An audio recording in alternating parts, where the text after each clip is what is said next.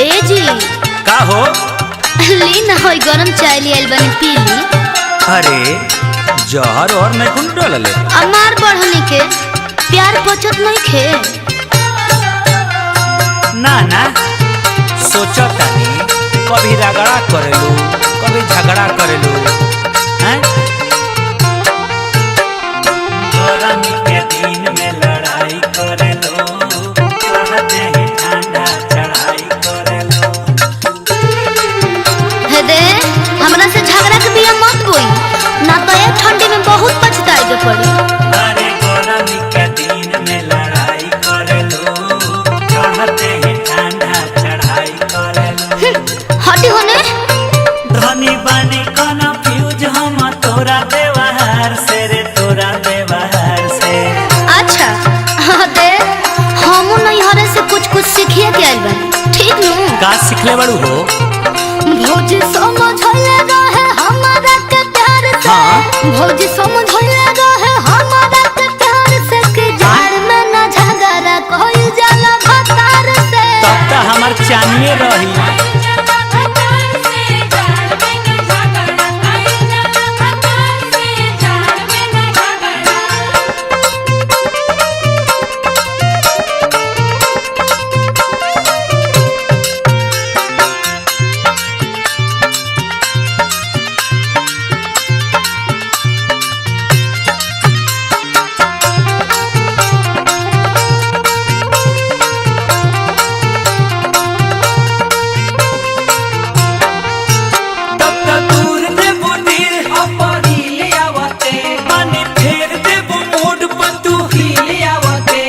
अरे ना जी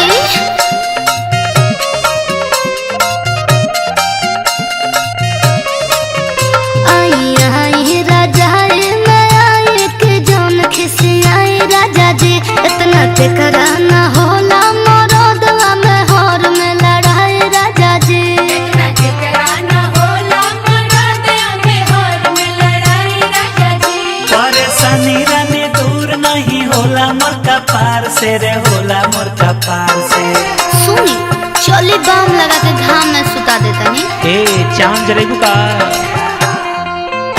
अरे भौजी समझले रहे हमारा के प्यार से। का?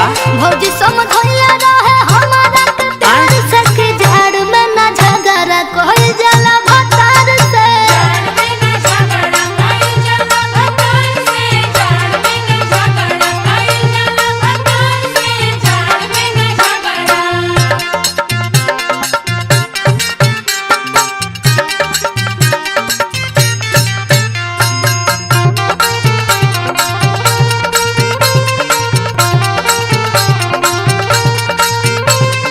हो जब हम कनी प्यार करेलू इनकार धनी बुझ गनी बड़ू तू तो हाव के यार। अच्छा दाव के यार हाँ दाव के यार ना तो कौन ची बुझा तनु बात हमार। जनी दूर दूर हमारा से हट करे जा में सट रह जैसे लिपटे धमिनिया से धामिन तू सही लिपटल रह।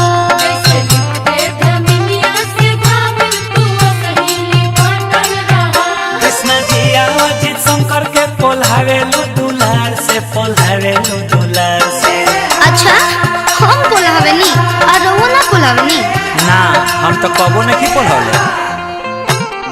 भौजी समझले रहे हमारा के प्यार से। का हो? भौजी समझले रहे हमारा के प्यार से कि जाड़ में ना झगड़ा कोई जाला भतार से।